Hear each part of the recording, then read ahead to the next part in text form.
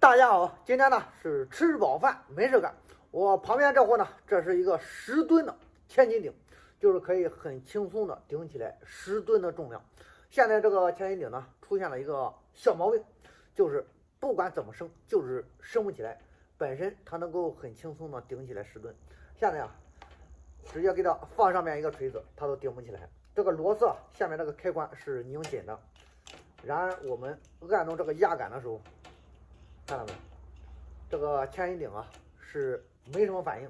像千斤顶啊出现这种毛病，我估计啊好多新手都会认为这个千斤顶报废了。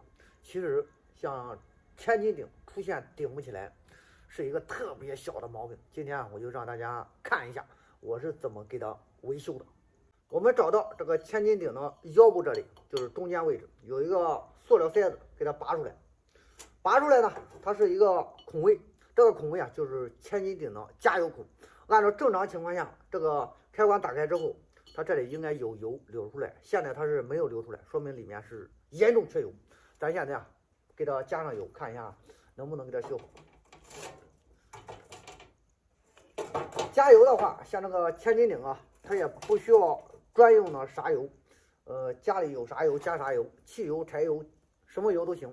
我给它加的是这个正儿八经的大豆油，就是家里炒菜用的。找一个工具，对准它这个孔位。为啥要找这个工具呢？因为它这个孔位比较小，不需要加那么多，随便加上点。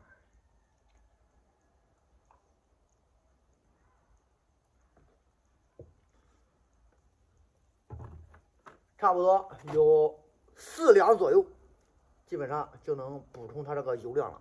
因为本身里面是缺油，不是一点油没有。我们把里面的油不需要放出来，给它加上3、4两，基本上应该是能修好。现在这个油呢，已经全部流进这个千斤顶里面了，4两左右的食用油，看到没？外面还留了好多呢。咱现在啊，把这个塑料塞子还给它塞进去，不然的话它很容易漏油。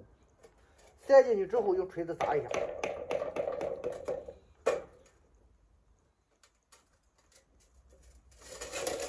这个时候，这个千斤顶呢，据我估计应该是修好了。咱现在把这个锤子给它放上去，看一下能不能顶起来。刚刚这个锤子是完全顶不起来，这个高度在这能看到吧？咱给它压一下。哎呀，看到没有？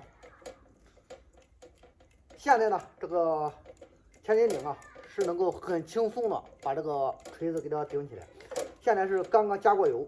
里面啊，它还有这个空气的，使用几次把这个空气给它排出来，这个千斤顶啊，基本上就是恢复原厂状态，和新的基本上是差不多的。几秒钟的时间升起来4、5公分，像这样这个千斤顶，简简单单维修好了。你要是不维修的，压不起来，肯定就是丢掉卖废品了。家里的千斤顶要是压不起来，就用这种方法，100%的好用。